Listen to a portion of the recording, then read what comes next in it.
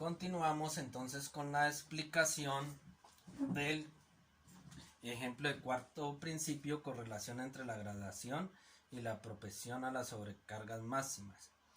Para ello mencionábamos entonces la estabilización que hay que lograr en los deportistas para determinar cuál es la carga máxima que puede soportar ese deportista. Todo esto lo justificamos en las demandas óptimas del organismo y la capacidad del organismo de soportar en niveles de exigencias altos. Para ello, entonces debemos de estudiar un capítulo aparte que es la carga de entrenamiento y cómo esa conceptualización teórica pues la vamos relacionando con los sistemas de carga, con el nivel óptimo de la liberación de energía, con el potencial de entrenamiento. Inclusive Verhochanki en sus libros describe ampliamente desde el punto de vista fisiológico qué es la carga del entrenamiento deportivo y cómo esta permite identificar cuando una carga es excesiva, cuando es entrenante, cuando es de mantenimiento, cuando es de recuperación y cuando no sirve para indicadores o tareas propiamente del entrenamiento deportivo. Para ello entonces tener presente cómo se relaciona con el máximo consumo de oxígeno, con la síntesis de las proteínas, con el desentrenamiento y cómo favorece todo esto la regeneración constante del organismo para la adquisición de nuevos propósitos y nuevos objetivos. Otro de los principios importantes que permite responder a una de las preguntas del taller es el principio cíclico del proceso de entrenamiento. Entiéndase un ciclo como algo que inicia, algo que se da, algo que se evalúa y algo que vuelve a iniciar. Para ello entonces debemos de identificar los ejemplos, ¿cierto? Los ejemplos que se deben realizar puede ser con el entrenamiento funcional, con utilización de diferente material deportivo, como pueden ser los elásticos, los cauchos, como pueden ser ejercicios para extremidades superiores, inferiores, ejercicios con el propio peso del cuerpo, ejercicios acompañados por repeticiones por tiempo, acompañados por repeticiones también de porcentajes, con la utilización de algún material de gimnasio que pudiéramos tener, de algunas mancuernas, de algunas barras, combinado con ejercicios de desplazamientos cortos a intensidades máximas, moderadas, con trotes en el puesto, con skipping, en fin, con todo lo que tiene que ver con la utilización de la anatomía del cuerpo para hacer ejercicio, para ejercitarnos, para cumplir con conceptos. Entonces, la ciclicidad del entrenamiento debe tener en cuenta ciertos plantillas, ciertos cuadros donde nos hable de las repeticiones, la zona del objetivo, el porcentaje, la frecuencia máxima y las tareas a realizar. Entonces podemos apreciar ahí un ejemplo, que cuando realizamos un ejercicio suave, porcentaje va del 60 al 70%. Esto nos sirve para calentamiento, nos sirve para realizar métodos continuos, para desarrollar la capacidad aeróbica, para realizar algunas técnicas de fácil desarrollo y algunas ejecuciones estandarizadas del juego si colocamos como ejemplo un juego de conjunto. Si la carga es moderada, entonces va del 70 al 80% de las posibilidades. Ahí desarrollamos capacidad aeróbica, método continuo, Farlet, podemos utilizar diferentes tipos de circuitos, ejercicios técnicos combinados y acciones tácticas de juego. Ya si es intenso, pues tenemos que identificar que vamos desde un 80 al 90%. Ahí desarrollamos la potencia aeróbica, partidos oficiales, partidos amistosos, juegos controles, la competencia propiamente dicha. Y ya cuando es muy intensa, cuando trabajamos 90-95% de las posibilidades para desarrollar potencia aeróbica, y podemos utilizar HIIT o intervalos de entrenamiento, como por citar algunos ejemplos. Y ya cuando trabajamos del 95 al 100%, pues ya un esfuerzo máximo, una capacidad de potencia anaeróbica máxima, intervalos, HIIT, en fin, todo lo que es entrenamiento de choque a las altas posibilidades de la capacidad que tenga el deportista. Todo esto lo relacionamos también con las ondas, ¿sí? Y ahí damos respuesta a una de las preguntas que causan más discusión dentro del taller, y es con relación al principio ondulatorio del entrenamiento deportivo. El principio de la ondulación de las cargas debe tener presente entonces el juego que debemos utilizar entre las intensidades máximas, las intensidades moderadas y las intensidades suaves, como indicadores para recoger información matemática para así graficar las ondas. A saberse que la onda tiene un desarrollo, una subida hasta llegar a un pico, y después tiene una bajada para así sucesivamente volver a subir, volver a bajar. Identificar una onda a través de ¿qué? De volúmenes generales, de volúmenes específicos, de intensidades, de esfuerzos y de la carga. Tiendas de carga como los componentes de la preparación deportiva que aplicamos para el cumplimiento de los objetivos. Un ejemplo lo podemos observar acá en Fútbol Sala, donde utilizamos tareas analíticas y métodos de acciones simplificadas de juego, en donde en las tareas analíticas pues hacemos la distribución de la onda. Entonces primero realizamos ejercicios progresivos hasta llegar a una intensidad moderada, después subimos una intensidad submáxima y después una intensidad máxima para dar una recuperación y así darle inicio al descenso de esa onda. Podemos controlar con la frecuencia cardíaca. Entonces cada vez que aplicamos una tarea, tomamos frecuencia cardíaca y graficamos. Entonces tomamos el dato, se sobreentiende por decir si es una carga suave, entonces el promedio y la media debe estar en 160 pulsaciones por minuto. Después con la aplicación del estímulo, el objetivo es ir subiendo progresivamente. Entonces para subir progresivamente tenemos que mejorar en cuanto al esfuerzo y a la intensidad. Para ello nuestro deportista debe tener una muy buena adaptación de base. Para esta manera después hacerle una exigencia mayor y hacerlo subir a su máximo. Entonces bajo una intensidad máxima puede ser con tiempos cortos de realización de las repeticiones de los ejercicios. Así llegan a una cima, a un punto que sería las 220 pulsaciones por minuto. Ahí mismo inicia un proceso de recuperación para que empiece a descender, para que empiece a haber una capacidad de recuperación y entonces empieza a descender la onda.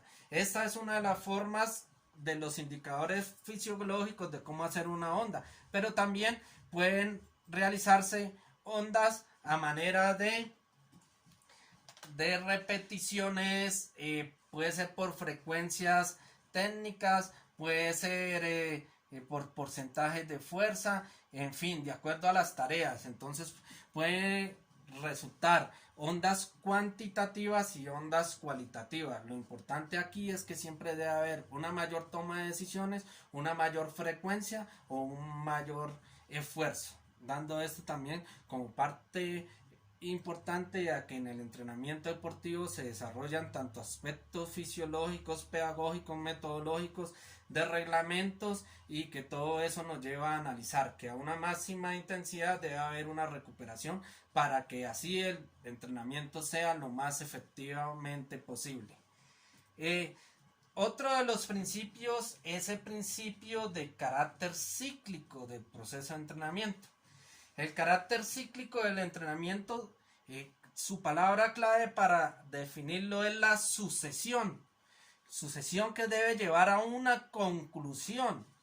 Es también, digamos, uno de los principios importantes de la planificación del entrenamiento, que usted planifica, elabora y diseña para aplicar algo que debe ir a una conclusión, ¿cierto? Es por ello que también se relaciona con el concepto de carga. Entonces la carga debe tener, para que se dé esa sucesión o esa conclusión, un estímulo sobre un objetivo, una alternancia del organismo, una recuperación del organismo, una adaptación del organismo, y por ende va a haber una mejora del organismo y de la realización de la tarea que queremos ejecutar. Eso lo podemos ver en diferentes gráficas estadísticas, inclusive hasta cuando utilizamos una caminadora, así mantengamos el mismo volumen, la misma intensidad, pues el estímulo debe utilizarse en función de que haya una agresión, una recuperación y una supercompensación. En el ejemplo para el taller que nos dice, explique mediante un ejemplo de carácter cíclico del proceso de entrenamiento. Entonces utilizamos la plantilla que me identifica la tarea, el tiempo, la recuperación y la intensidad. En este caso, para un ejemplo integrado hacia acciones combinadas en el fútbol sala, donde utilizamos gran variabilidad de ejercicios, donde podemos observar saltabilidades, donde podemos observar skipping, donde podemos observar algunos ejercicios de movimientos coordinativos y unos movimientos específicos, tanto técnicos como tácticos, según la tarea que dé el entrenador. Esta tarea entonces debe tener un origen, un desarrollo y una conclusión. De esta manera entonces se le da lo que es respuesta al carácter cíclico del proceso de entrenamiento. Entonces utilizamos que el ciclo se da a través de lo que es el concepto de método. Entonces el método debe tener un tiempo, debe tener una recuperación, debe tener una intensidad, debe tener una tarea, debe tener una conclusión, una evaluación y una retroalimentación del mismo. Entonces aquí podemos ver diferentes tipos de tareas como repeticiones de saltos, tiro a portería, saltos en escaleras, con tiempos de ejecución que son estándares, con tiempos de recuperación y con control de la intensidad. Para el caso, una intensidad moderada. Se controla de forma individual y se sacan los promedios para hallar la forma colectiva. Otro de los principios súper importantes y que se mantienen en la época contemporánea es la sobrecarga. Para saber cuándo un deportista está realizando métodos y ejercicios en sobrecarga, debemos de saber cuándo la carga causa efectos y cuándo no causa efectos, cuándo esta carga es perjudicial y cuándo no nos sirve para la adquisición de objetivos. Es por ello que lo primero que tenemos que estudiar de nuestros deportistas es el umbral, y el umbral es el paso entre una intensidad, entre un esfuerzo, entre un resultado, entre una evaluación, y por eso se utiliza la palabra equilibrio. Es el paso de un nivel de adaptación en el cual estamos a un nivel superior o inferior. Cuando estamos realizando escalas de valoración, podemos decir que un umbral es cuando nos encontramos o apreciamos una evaluación de aceptable, lo cual quiere decir que no estamos mal, pero tampoco estamos bien. Y eso nos sirve para estandarizar nuevos retos donde debemos tener presente lo que es perjudicial, lo que es un efecto óptimo, lo que es un efecto de mantenimiento y lo que no nos va a causar ningún efecto. Más cuando hablamos que el entrenamiento deportivo se trata de estímulos y donde debemos tener en cuenta la relación con los descansos y con las recuperaciones. Acá podemos apreciar un ejemplo de esto donde podemos utilizar diferentes tipos de ejercicios funcionales, inclusive ejercicios que se pueden realizar en casa, que ustedes realizan en casa o que la comunidad está realizando en casa. Más en estos tiempos, que una de las formas de estimular la mente y de llevar esto a la práctica pues son con ejercicios individuales, donde podemos utilizar bancos, donde podemos utilizar cuerdas, donde podemos utilizar ligas, cintas, en fin, todo lo que nos permita hacerle carga al organismo, Pueden ser ejercicios de rapidez, de fuerza anatómica, ejercicios generales, orientados, no orientados, etcétera. De todas maneras, para hallar entonces el principio de la sobrecarga, tenemos que saber cuándo nuestro deportista nos está dando un nivel óptimo y un nivel perjudicial, ¿cierto? Porque sobrecarga es entrenarlo sobre esa estandarización entre lo óptimo y lo perjudicial y llevarlo al máximo. Para eso debemos tener presente también cuando la intensidad es suave, cuando la intensidad es moderada, cuando la intensidad es fuerte. Y correlacionamos con la frecuencia cardíaca. Por tal motivo, entonces, aún es importante controlar los tipos de ejercicios con frecuencia cardíaca o con algún indicador fisiológico que me permita cuantificar estos aspectos. Ahí podemos ver que en el ejemplo, cuando tomamos frecuencia cardíaca y nos dio 70 pulsaciones por minuto, entonces había un efecto que no causaba ningún objetivo. Después un efecto débil cuando tenía más o menos 160 pulsaciones por minuto. Un efecto fuerte cuando tenía 180 pulsaciones por minuto y un efecto demasiado fuerte cuando demostraron 220 pulsaciones por minuto. Obviamente la frecuencia cardíaca causa muchas discusiones, pero es una manera aún viable de controlar lo que va demostrando el deportista. No obstante, de acuerdo a la disciplina deportiva, de acuerdo a la capacidad funcional del deportista, de acuerdo a su estado de rendimiento, el entrenador debe buscar su mejor escala para caracterizar e identificar esas posiciones. Y aquí evaluamos con la prueba de abdominales para un minuto, donde hay diferentes tipos, tanto para hombres, para mujeres, según la edad. Entonces, por citar un ejemplo, para los jóvenes que están entre 36 y 45 años, entonces estarán excelentes cuando realicen más de 52 abdominales.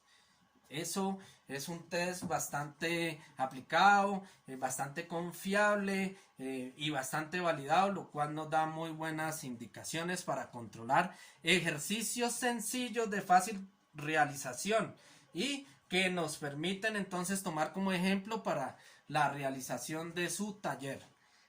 Otro de los principios importantes es el principio de progresión de la carga de entrenamiento, cuando un entrenamiento tiene que ser progresivo. Si se da de forma lineal o de forma ondulatoria, si se va con método continuo, con método de fluctuaciones, en fin, y cuando tiene en cuenta la forma de graduar las cargas, de ir aumentando volumen, disminuyendo intensidad o lo contrario, de ir de lo fácil a lo complejo, de cómo la complejidad de ciertos ejercicios hay que fragmentarlos en elementos para ir adquiriendo cada uno de esos elementos y después llegar a un conjunto y después de conjunto perfeccionarlo y ese conjunto relacionarlo e integrarlo con tensiones psíquicas, con tensiones sociales, con restricciones, con posibilidades, con capacidades y con oportunidades. También podemos observar entonces el principio de la variedad, uno de los principios súper importantes, sobre todo cuando el o la disciplina deportiva requiere la exigencia de la capacidad de creatividad, la capacidad de variabilidad, la capacidad de versatilidad, que nunca se nos acabe la imaginación, que seamos capaces de planificar más de 1600 horas, la capacidad de generar diferentes métodos de entrenamiento, tener esa visión de evaluar que cuando un método no está sirviendo, inmediatamente debemos tener respuesta con otros tres. La evaluación ahí constante y pertinente y la relación entre lo que causa diferentes tipos de efectos. Ese principio se encarga de todo esto y de responder tanto a la individualización del proceso de entrenamiento como a lo colectivo. De esta manera pues vencemos la monotonía, el aburrimiento, el estancamiento que puede ser normal, digamos, en entrenamientos que pueden durar años para conseguir un propósito. Esto también lo tenemos que relacionar con el principio de la optimización entre carga y recuperación. Somos muy buenos y expertos planificando el rendimiento deportivo, la intervención, pero a veces le damos muy poco valor a la conceptualización de la recuperación. Se hablan de planes de entrenamiento para intervenir, pero poco se habla de planes de recuperación. Aunque en un adecuado plan de entrenamiento debe relacionarse tanto la recuperación como el tiempo de involucración o el tiempo de intensidad o el tiempo de realización. Para ello debemos tener presentes los conceptos de qué es fatiga, las clases de fatiga, de qué es recuperación, las clases de recuperación, cómo se relaciona con la rehabilitación, cómo se da la recuperación de reservas del máximo consumo de oxígeno, en qué tiempos, también la recuperación de fosfágenos, de la deuda láctica, del ácido láctico, del glucógeno hepático, del glucógeno muscular y de la síntesis de proteínas. Todo esto se relaciona entonces con el aspecto energético y bioquímico del organismo y cómo a través de estos tiempos que se establecen dentro de la recuperación, que pueden ir desde los 10 segundos que se utilizan en el método hasta los 5 más o menos, o 90 cuando ya son competencias, hasta después de las competencias, hasta las 78 horas, porque estos tiempos nos permiten relacionar adecuadamente eso, como en el método se adquieren los objetivos y objetivos donde la recuperación nos permite obtener la supercompensación y los nuevos niveles de adaptación y por ende mejoras en el rendimiento deportivo. Acá podemos apreciar en la escala entonces cómo influye el sistema nervioso vegetativo neuromuscular, el nivel de la carga para algunos ejemplos de capacidades, velocidad, fuerza explosiva, fuerza máxima, resistencia anaeróbica, potencia máxima y resistencia aeróbica. Y tiempos de duración para tener en cuenta entonces las transferencias, cuando se trabaja, cómo se puede unir una capacidad física con otra y así sucesivamente. Otro de los principios que también causa gran discusión es cuando los deportistas dejan de ser deportistas de alto rendimiento, pasan a una vía normal, una vía más sedentaria. Entonces aparece el principio de la reversibilidad.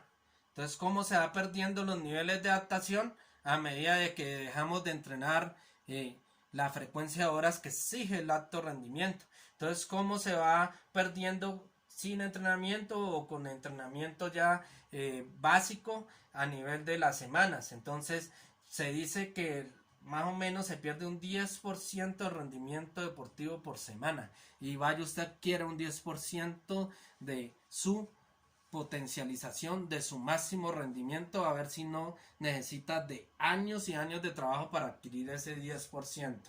Otro de los principios que uno encuentra en la teoría y que es el fundamento básico para todo es el principio de la periodización. Como a lo largo del año o de los años se utilizan los calendarios para establecer periodos, etapas, ciclos, mesociclos, tipos, si son básicos, si son de adaptación, si son de desarrollo, si son precompetitivos, si son competitivos, microciclos si son de aproximación, si son de choque, si son de descongestionamiento, si son de enseñanza, y así mismo con las sesiones de entrenamiento y con los métodos. Todo esto da la indicación de que la periodización cobra sentido, digamos, en esas obras de autores reconocidos que en casi todos los videos mencionamos y que se deben de tener en cuenta para hacer un juego también de esas curvas entre lo láctico, lo aláctico, lo aeróbico, lo anaeróbico, entre los volúmenes y las intensidades que también nos permiten unir diferentes tipos de principios. Entre eso el principio de la ondulación, el principio de la ciclicidad y todos los principios que hemos mencionado anteriormente. El principio de la regeneración periódica nos habla de que obtener el rendimiento deportivo necesitamos utilizar procesos de 10 años. Para los que tienen en la mente el proyecto de iniciación y fundamentación deportiva con propósitos a brindar nuevos deportistas de alto rendimiento, se les invita a que hagan programas de entrenamiento por edades a 10 años y que dentro de esos programas de entrenamiento tengan en cuenta las capacidades adquiridas por los deportistas o por los clubes o por los equipos que han alcanzado el máximo logro deportivo en las mejores competencias a nivel internacional y trabajar sobre eso de una forma planificada, didáctica, progresiva, bien controlada, ayudados de la ciencia y la tecnología, innovando, siendo versátiles, siendo creativos, y verá que a lo largo de esos 10 años van a conseguir llevar muchos niños y jóvenes a su sueño de ser deportistas olímpicos, deportistas profesionales, deportistas de rendimiento. Para ello hay que tener en cuenta el principio de la individualidad. Así, dentro de un colectivo, la individualidad pues marca diferencia. Y esa individualidad se destaca por muchos factores, por algunos biológicos, otros sociales, otros genéticos. Entonces ahí donde se debe tener en cuenta pues la herencia, si es un hijo de deportistas, es el tipo de raza, bueno, todo lo que tiene que ver con la parte biopatológica del deportista, con las medidas antropométricas, con el estudio de las fibras, con el estudio del corazón, de los pulmones, de lo que sucede allá internamente en el organismo desde el punto de vista genético, inclusive hasta análisis y estudio de las huellas dactilares. Para eso también tener presente el crecimiento, el desarrollo, la maduración, cómo se relaciona todos estos procedimientos con los programas de preparación deportistas, con la carga, con los métodos utilizados, con las relaciones con sus compañeros, las relaciones con el cuerpo técnico, la nutrición, cómo se da, cómo es la alimentación, si cumple con lo que se requiere para la formación de este deportista. También cómo relacionamos descanso, sueño, cómo utilizamos, digamos, la actualidad. Hay unas pulseras que le dicen a usted cuánto es el tiempo que durmió, cuántas veces se despertó, cuánto fue el tiempo que de verdad recuperó.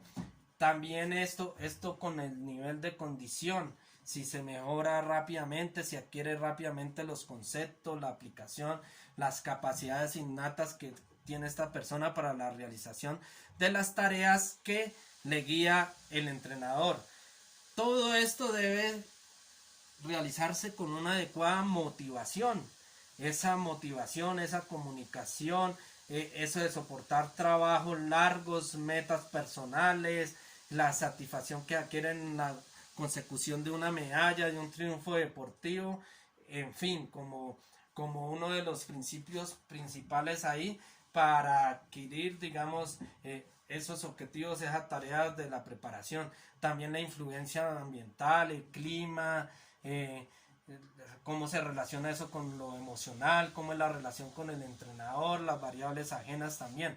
Para, por lo tanto, decir que el principio de individualización exige que los objetivos y las tareas de la preparación del deportista, es decir, los ejercicios, su forma de organización, su carácter, su identificación, su duración, sus métodos y todo esto que corresponde deben de responder de una forma muy particular a las características del deportista, teniendo presente su sexo, su edad y sus posibilidades y limitaciones. Para relacionar este principio de tipo biológico con los principios pedagógicos. La pedagogía como ese arte de transmitir un concepto, como también se tiene muy presente la didáctica para iniciar, para fundamentar y para perfeccionar lo que corresponde a una disciplina deportiva o lo que corresponde a varias disciplinas deportivas, si se puede decir, y también propiamente a lo que puede corresponder a una clase de educación física, donde también es importante el entrenamiento deportivo y la aplicabilidad de estos principios de una forma integral.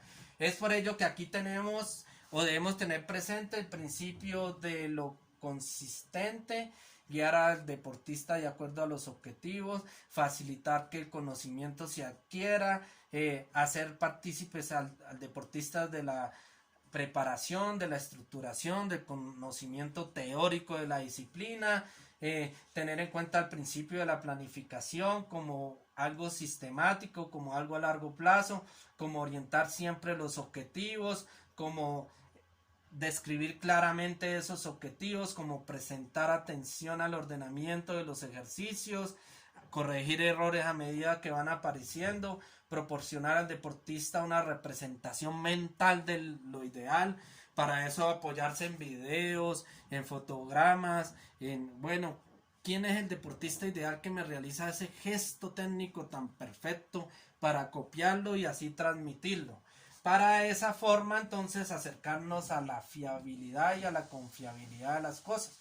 Para eso respetar las particularidades, tener en cuenta la especificidad de la edad, el sexo, el nivel de desarrollo, la individualización de las cargas, la funcionalidad del deportista y considerar las diferentes capacidades de rendimiento, así como la tolerancia a la adquisición de las tareas establecidas por el entrenador.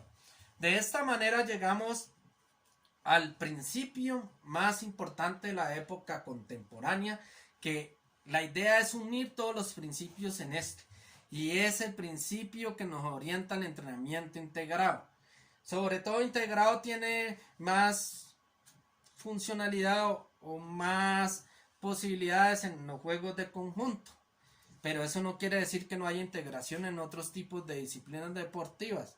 Para ello, digamos, si vamos al ejemplo en un juego de conjunto, hay que tener presente el perfil del jugador, la clasificación técnica y la clasificación táctica. Aquí por lo menos podemos decir que vamos a utilizar un principio integrado, por decir, para un jugador ofensivo en baloncesto. Entonces tenemos que saber qué hace ese jugador ofensivo en el baloncesto, cómo entra al aro, cómo hacen los lanzamientos, qué capacidad de saltabilidad tiene, en fin, cómo se relacionan las acciones combinadas con los compañeros, con las otras posiciones de juego.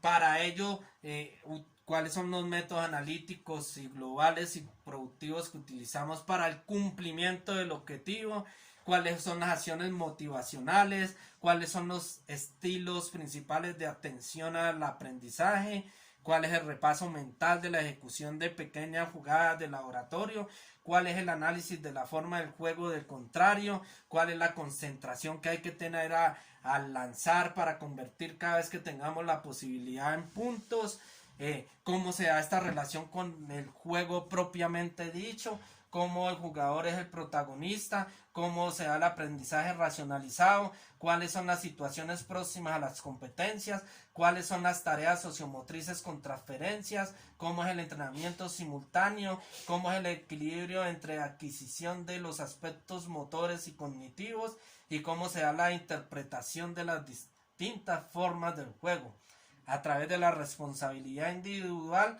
la disciplina y el trabajo colectivo, desarrollando de esta manera una inteligencia de juego que nos permite siempre realizar una motivación tanto de los aspectos individuales como colectivos, y de esta manera pues darle respuesta a lo que en la actualidad se habla de entrenamiento integrado, que se profundizará digamos cuando toquemos la temática de la metodología del entrenamiento deportivo. Con esto entonces se le da respuesta a lo que son los principios del entrenamiento deportivo. De forma general, se le recomienda profundizar en la bibliografía que se comparte en el curso, tanto como en el manual del entrenamiento deportivo, como en el libro de teoría general del entrenamiento, como en las bases y principios del entrenamiento deportivo y como las bases del entrenamiento deportivo, aprovechando esta gran riqueza de bibliografía que se tiene y que se puede transmitir de una forma fácil y sencilla a través del campus virtual de la universidad. Muchas gracias por su atención, quedo atento a cualquier pregunta, a cualquier inquietud, y los invito a que perfeccionen este conocimiento. Hasta una nueva oportunidad.